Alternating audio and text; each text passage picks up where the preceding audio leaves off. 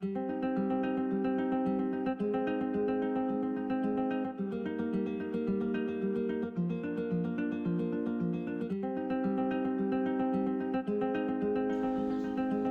2009, le gouvernement du Québec exige que tous les lieux d'enfouissement des déchets soient des lieux d'enfouissement dits techniques.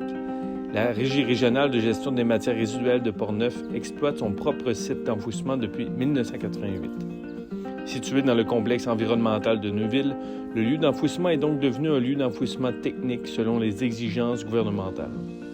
Dans cette capsule vidéo, on vous montre la construction de la troisième cellule d'enfouissement construite selon ces normes, c'est-à-dire avec l'installation des membranes et de la tuyauterie nécessaires au captage du lexivia et du biogaz. Voici donc les étapes de construction de la troisième cellule du lieu d'enfouissement technique de Neuville.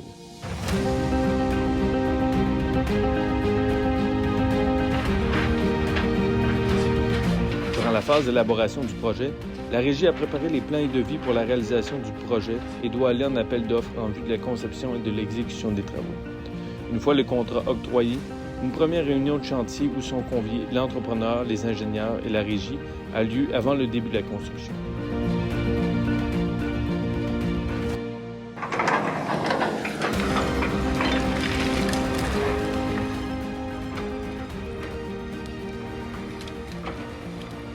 Au cours de cette première phase, on procède au déboisement du terrain. Le bois ayant une valeur commerciale est vendu. Le reste du bois et les souches sont coupés et retirés. Le bois est alors transporté jusqu'au broyeur à bois qui broie et déchiquette les bois en copeaux. Les copeaux de bois issus de cette transformation sont valorisés par la suite en biomasse ou comme un ajout au compost. Pour le déboisement de cette cellule, on produit ainsi 150 tonnes de copeaux de bois, soit l'équivalent de 5 camions semi-remorques remplis à pleine capacité.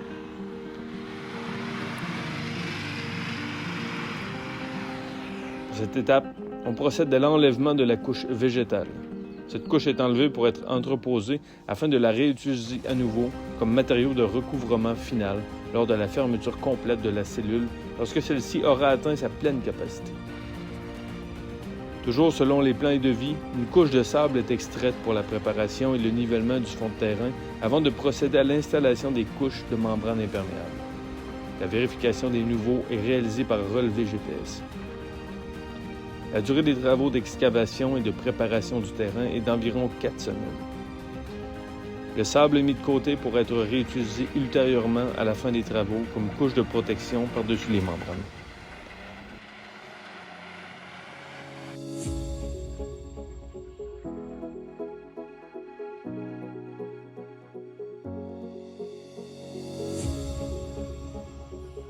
On aperçoit maintenant la cellule numéro 2 du lieu d'enfouissement technique. Celle-ci a été en fonction de 2016 à 2020.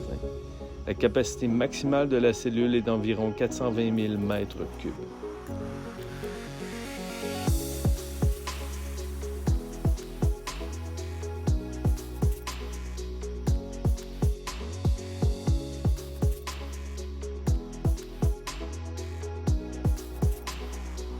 Toute l'équipe se réunit à nouveau avant cette nouvelle phase des travaux. Les membranes et les tuyaux de drainage sont installés par l'entrepreneur. Les réunions de chantier ont lieu toutes les 2 semaines afin de permettre à tous les membres d'avoir un suivi sur l'évolution du chantier. La phase d'installation des membranes étanches comporte plusieurs étapes.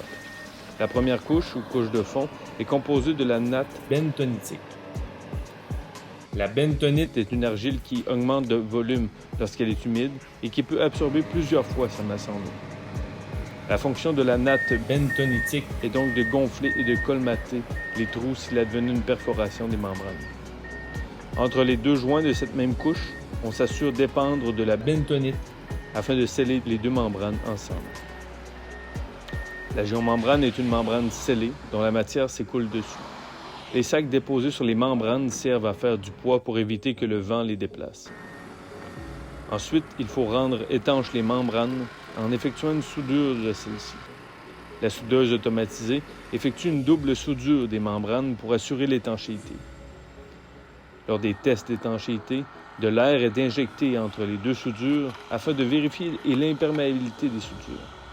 On vérifie le tout à l'aide d'un nanomètre. Une inspection est ensuite faite par la firme d'ingénieurs. Le géofilet de drainage est une couche de protection en cas de perforation de la membrane supérieure. Cette couche de protection sert donc à diriger le lexivia vers la station de pompage. Le lexivia étant le liquide résiduel provenant de la percolation de l'eau à travers les déchets et de la dégradation naturelle des matières organiques enfouies. Lors de cette étape, on procède au fusionnage du réseau perforé. Les conduites perforées sont faites de plastique très résistant à haute densité. Elles sont fusionnées à une température de 350 degrés. Pour toute la superficie de la cellule d'enfouissement, c'est l'équivalent d'environ 2 km de tuyaux qui sont installés. Lors de la mise en place du réseau pour le captage du lexivia, ceux-ci sont installés en respectant une pente de 2% pour s'assurer du drainage jusqu'à la station de pompage. Le lexivia est ensuite stocké dans un bassin d'accumulation en vue de son traitement en usine. Chaque conduit comprend un accès pour en permettre le nettoyage. Un nettoyage complet des conduites est alors effectué annuellement par une firme spécialisée. On procède ensuite à l'empierrement de toutes les conduites avec de la pierre granitique afin de s'assurer du drainage maximal du lexivia. Le recouvrement final des membranes est effectué à l'aide du sable extrait lors de l'excavation de la cellule. Une couche de 50 cm de sable est étendue sur toute la surface afin de protéger les membranes contre toute perforation avant la disposition des déchets. Le projet de construction de la cellule aura duré quelques mois. Tout est maintenant en place et prêt à recevoir les déchets. La neige est arrivée tôt cette année, mais l'équipe de travail a pu terminer toutes les étapes juste avant l'arrivée de la neige. Un rapport final est transmis au ministère de l'Environnement et de la lutte contre les changements climatiques. Un programme d'assurance et de contrôle de la qualité des travaux effectués atteste de la conformité de la nouvelle cellule. Une fois toutes ces étapes franchies, la cellule est maintenant prête à être utilisée. Le coût total du projet d'aménagement de cette cellule d'enfouissement est de 1 874 000 $. La durée de vie de la cellule, 5 ans.